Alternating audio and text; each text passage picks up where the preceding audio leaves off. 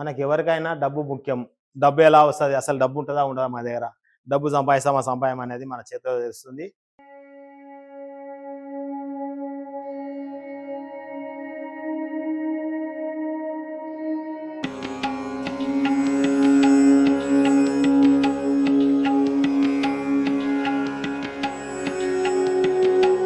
ఇది జీవిత రేఖ, హృదయ రే బుద్ధి రేఖ, హృదయ ఇలా ఉంటాయి. ఈ 3 రేఖలు ఎలా ఉంటాయి ఉన్నాక ఇవి ఎవరికైనా ఉంటాయి. ఈ 3 రేఖలు ఖచ్చితంగా. ఈ 3 రేఖలు లేనోళ్ళు మాక్సిమం ఉండరు ఎవరు. మిగతా రేఖలు లేకపోవచ్చు కానీ జీవిత రేఖ, బుద్ధి రేఖ, హృదయ రేఖ ఈ 3 ఉంటాయి అందరికి. అయితే మనం డబ్బు సంపాదన చిన్నప్పటి నుంచి మన దగ్గర డబ్బులు ఉన్నాయా లేవా, డబ్బు ఎలా సంపాదిస్తాము, అసలు డబ్బులు వస్తాయా రావా అనేది ఇప్పుడు నేను చెప్పే రేఖ ద్వారా తెలుస్తుంది. ఇక్కడ శని స్థానంకి వెళ్ళి ఒక రేఖ ఇలా ఉంటుంది కంకణ రేఖల దాకా. అయితే దీన్ని భాగ్యరేఖ అంటాము.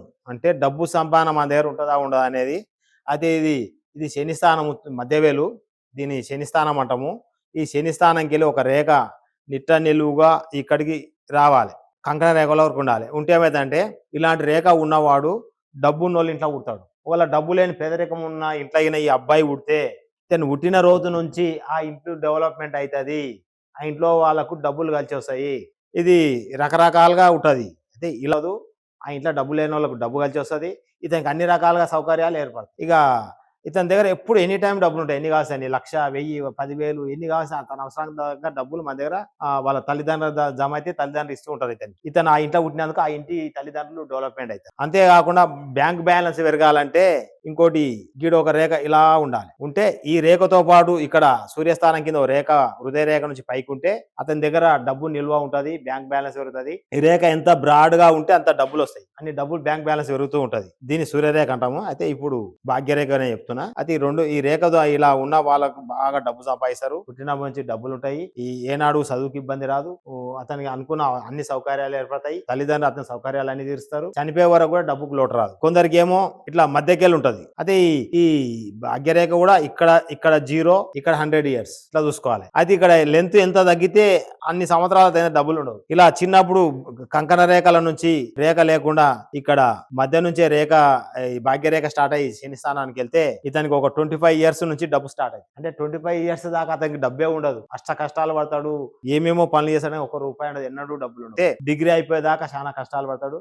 డిగ్రీ తర్వాత అతనికి ఈ టైం వచ్చినప్పుడు ఏదో పని దొరికి చిన్న జాబ్ చేయడమో ఏదో పని దొరికి అక్కడికి వెళ్ళి డబ్బు స్టార్ట్ అవుతుంది. అయితే కొందరికి ఇక్కడ నుంచి స్టార్ట్ అవుతుంది, ఎక్కడ బుద్ధిరేఖ నుంచి స్టార్ట్ అవుతుంది. ఎవరికి అది బుద్ధిరేఖ నుంచి స్టార్ట్ అవుతుందో వాళ్ళకు 35 సంవత్సరాల నుంచి స్టార్ట్ అవుతుంది డబ్బు సంపాదన. అప్పటిదాకా డబ్బులు ఉండవు వాళ్ళ దగ్గర.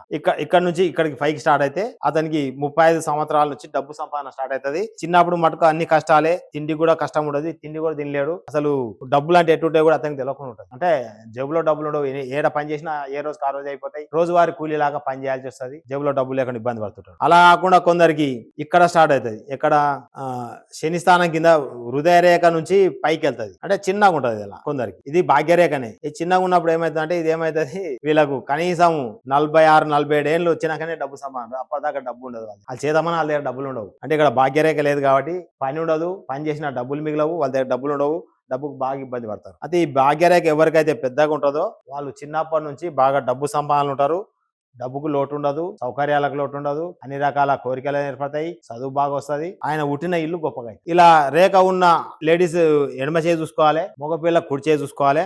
ఆడవాళ్ళకి ఇలా రేకుండి వాళ్ళ ఇంట్లో పుట్టినాక తల్లిదండ్రులు బాగా గొప్పలు అయితే, అమ్మాయి పెళ్లి అయినాక అత్తగారు గొప్పలు అయితే, అంటే వీళ్ళు ఎవరి ఇంట్లో ఉంటే వాళ్ళు గొప్పలు అయితే. ఇలాంటి రేకున్నోడు వచ్చి మన దగ్గర కూర్చుంటే మన దుకాణం మన షాపుకి వస్తే అతనిక జనాలు వచ్చి షాపు గిరాకీ ఎక్కువ అవుతుంది. అంటే అతను ఎక్కడుంటే అక్కడ డబ్బు వస్తుంటది. కాబట్టి ఇలాంటి రేఖ ఉన్నోడు బాగా గొప్ప స్థానానికి వెళ్తాడు.